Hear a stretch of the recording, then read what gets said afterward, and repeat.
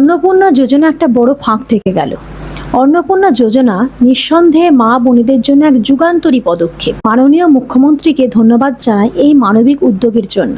কিন্তু একটা বড় ফাঁক থেকে যাচ্ছে।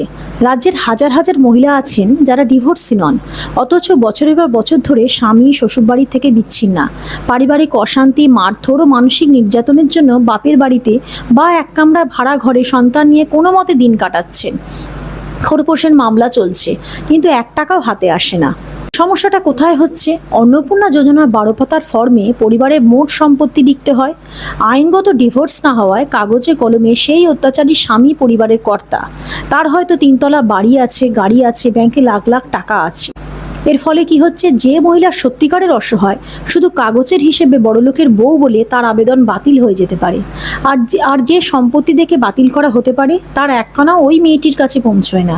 তাই মাননীয় মুখ্যমন্ত্রীর কাছে আমার আর দপ্তরের কাছে বিনীত আবেদন, বিচ্ছিন্ন অথচ আইনগত বিবাহিত মহিলাদের জন্য স্পষ্ট গাইডলাইন প্রকাশ করা হোক। থানার জিডি কপি বা কোর্টের খরপোশে মামলার নম্বর বা পঞ্চায়েত মিউনিসিপ্যালিটির সার্টিফিকেট থাকলে সেই মহিলাকে পৃথক পরিবার হিসেবে গণ্য করা হোক। বিডিও অফিসগুলোকে নির্দেশ দেওয়া হোক যাতে এই কেসগুলো মানবিকতার সঙ্গে বিবেচনা করা হয়, স্বামীর সম্পত্তি এদের ক্ষেত্রে না ধরা হয়। অন্নপূর্ণা দেবী জাত ধর্ম অবস্থা দেখে অন্ন দেন না, তাহলে সরকারি অন্নপূর্ণা যোজনা কেন শুধু কাগজ থেকে প্রকৃত অসহায়কে ফিরিয়ে দেবে? যারা দিনের পর দিন অত্যাচার সহ্য করে ঘর ছেড়েছেন, তারাই তো এই যোজনার সবচেয়ে বড় দাবিদার। তাদের পাশে দাঁড়ান।